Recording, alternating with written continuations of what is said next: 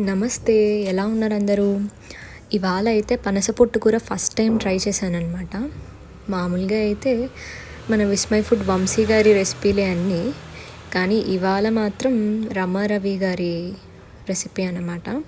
ఒకప్పుడు రెసిపీ ఎక్కడ నేర్చుకున్నావు అని అడిగితే అమ్మమ్మో, నానమ్మో, అమ్మో లేదా అత్తగారి దగ్గర నేర్చుకుని ఉండేవాళ్ళనమాట. కానీ ఇప్పుడు మన జనరేషన్లో అలా లేదు కదా. మొత్తం అంతా యూట్యూబ్లో చూసే నేర్చుకుంటున్నాం.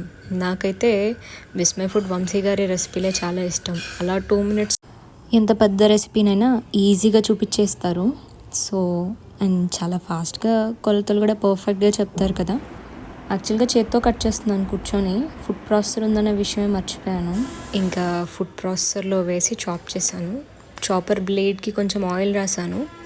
యాక్చువల్గా జార్కి కూడా రాయాల్సింది, పట్టకుండా చక్కగా వదిలేసేది. కొంచెం చాప్ అయిపోయిన తర్వాత కొంచెం పట్టుకుందనమాట జార్కి. ఇది చాప్ అయ్యే టైంలో ఆనియన్ని ఒక 3 batches చాప్ చేసేసి ఉండొచ్చు. ఆనియనే కాదు, క్యారెట్ అండ్ బీట్రూట్ కూడా అయిపోయి ఉండేవి. ఈవెన్ కోకోనట్ కూడా అయిపోయేది. బట్ ఇది మాత్రం టైం పట్టింది. ఇంకా చేత్తో అయితే ఇంకెంత టైం పట్టేదో ఆలోచించండి. ఇప్పటికి కూడా ఇంతే చాప్ అయింది. సో మళ్ళీ వేసి బ్లెండ్ చేసిన తర్వాత ఇలా వచ్చాయన్నమాట. నెక్స్ట్ తీసి వీటిని హాట్ వాటర్లో వేసేసాను. హాట్ వాటర్లో వేసి ఉప్పు వేసి బాయిల్ చేయాలి కాబట్టి బాయిల్ చేశాను. వీటిని నేను మార్కెట్లో కొనుక్కొచ్చాను, ముక్కలుగా కట్ చేసింది. యాక్చువల్గా పనస పొట్టు కూడా ఉంది కట్ చేసిందే, బట్ నేను ముక్కలు తెచ్చాను అనమాట. బిర్యానీ కూడా ట్రై చేద్దామని. ఇప్పుడు హాఫ్ ఏమో కర్రీ చేశాను, మిగతా హాఫ్ ఇప్పుడు ఇవాళ పనస పొట్టు కూర చేస్తున్నాను అనమాట. బిర్యానీ ట్రై చేయాలి. సో ఫ్రిడ్జ్లో పడేసాను వాటిని. యాక్చువల్గా ఫ్రెష్గా ఉంటే బాగుంటుంది, కానీ ఇప్పుడు మనకు అంత ఫ్రెష్గా ఎక్కడ దొరుకుతున్నాయి. అన్నీ ఫ్రీజ్ చేసుకొని వాడుకోవాల్సి వస్తుంది కదా. సో వేడి నీళ్ళల్లో వేసి ఉడకపెట్టాను అనమాట. ఇలా ఉడికిన తర్వాత తీసాను. ఒక 4 పొంగులు రానివ్వాలనుకోండి. నెక్స్ట్ దానికోసం అని చెప్పి యాస్టీస్ ఆవిడ రెసిపీని ఫాలో అయిపోయాను.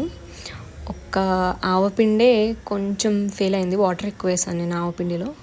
పల్లీలు, జీడిపప్పు అండ్ మన మినపొడియాలన్నమాట, ఇంట్లో చేసినవే మినపొడియాలు వేయించేసుకొని పక్కన పెట్టాను. యాక్చువల్లీ కాస్ట్ ఐరన్ బాండిలో వేస్తాను నేను ఇవన్నీ, ఎందుకంటే కాస్ట్ ఐరన్కి ఆయిల్ కోట్ చేయాలి కదా. ఆయిల్ కోట్ చేసే పని లేకుండా అలా వేస్తాను అనమాట. సో దీని ఆయిల్ అంతా దానికి పట్టేస్తుంది. తాలింపు పెట్టాను యాజ్ యూజువల్. అండ్ మా వాడి పనిలో యాజ్ యూజువల్గా ఉన్నాడు. అండ్ నెక్స్ట్ తాలింపులో పచ్చిమిర్చి, ఎండుమిర్చి, ఈ చింతపండు రసం నానబెట్టాను. అది వచ్చేసి ఉల్లికారం అనమాట. ఈ జార్లో వచ్చేసి కూరకి ఆవ పట్టడానికి అది మిక్సీ వేసాను. నానబెట్టి బియ్యము, ఆవాలు అండ్ ఎండుమిర్చి నానబెట్టి మిక్సీ వేసాను. అది కూడా చాలా టైం పట్టింది, కొంచెమే ఉంది కదా, మిక్సీ సరిగ్గా పడలేదు. అండ్ కూరకు సరిపడా ఉప్పు, కారం వేసేసుకున్నాను. యాక్చువల్గా కారం తక్కువ అయితే నేను చివరిలో మళ్ళీ నూనెలో కారం ఒకటి వేయించి వేసాను అనమాట. అండ్ ఉప్పు, కారం వేసిన తర్వాత ఒక 2 minutes సాట్ చేసి వెంటనే చింతపండు పులుసు పోసేసాను అనమాట. ఇదిగోండి ఆవపిండి ఇలా వచ్చింది. మూత పెట్టి మగ్గిన తర్వాత ఆవపిండి వేసాను. చల్లారిన తర్వాతే ఆవపిండి వేయాలి, లేకపోతే చేదొచ్చేస్తుంది అనమాట. ఇదిగోండి, ఇది ఉల్లికారం దోశ అనమాట. ఉల్లికారం దోశ కూడా ఫస్ట్ టైం ట్రై చేశాను. యాక్చువల్గా నిన్న వేసాను, అది అంత స్పైసీగా రాలేదు. ఇవాళ మళ్ళీ చేశాను అనమాట. ఏమైందంటే లిక్విడీగా వచ్చింది కాబట్టి కొంచెం ఎక్కువసేపు కాలిందనమాట దోశ. మామూలుగా అయితే ఇంకొంచెం థిక్గా చేయాలి ఆ పేస్ట్. ఈసారి ట్రై చేద్దాం మళ్ళీ. బీయింగ్ ఏ బిగినర్ ఇవన్నీ ప్రాబ్లమ్స్ అనమాట. బట్ స్టిల్ మనకి యూట్యూబ్ ఉంది కాబట్టి అన్నీ నడుస్తూ ఉంటాయి. అండ్ మనం వేయించిన పల్లీలు చివర్లో కలపాలి. చివర్లో కలిపేసి ఇవాళ అయితే ఈ ఒక్క కూర చేశాను అనమాట. ఫస్ట్ టైం ట్రై చేయడం కదా, ఇంకొక రకం పెట్టుకుంటే హడావుడైపోతుంది అని చెప్పి. అండ్ పైగా లేట్గా కూడా లేచాను ఇవాళ, టైం సరిపోదని హడావుడి పడుతూ చేశాను ఇవాళ. లంచ్ బాక్స్ ప్యాక్ చేసేసాను. నార్మల్గా అయితే 2 రకాలు ఉండేవి, ఇవాళ ఒక్క రకంతోనే కానిచ్చేసాను. టేస్ట్ వైజ్ నాకైతే నచ్చింది. సో మీరు కూడా ట్రై చేయండి. ఇదైతే ఇవాళ ఫిల్టర్ కాఫీ అనమాట. సో ఫిల్టర్ కాఫీ చాలా లైట్గా వచ్చింది. వీడియో తీసుకుంటూ నేను పాలల్లో డికాషన్ వేసాను. నార్మల్గా అయితే డికాషన్ చూసుకొని పాలు అవి మిక్స్ చేసుకునేదాన్ని. బట్ ఇవాళ వీడియో తీసుకుంటూ అదొక మెస్ చేశాను. బట్ స్టిల్ నాకు ఫిల్టర్ కాఫీ కూడా ఇష్టం కాబట్టి I enjoyed it.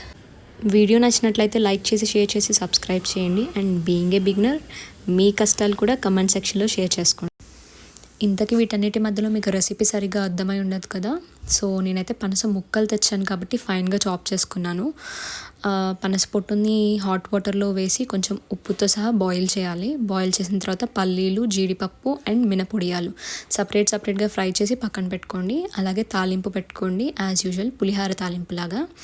Next water అంతా పిండేసేసి పొడిలాడుతూ ఉండగా మన తాలింపులో వేసేయండి.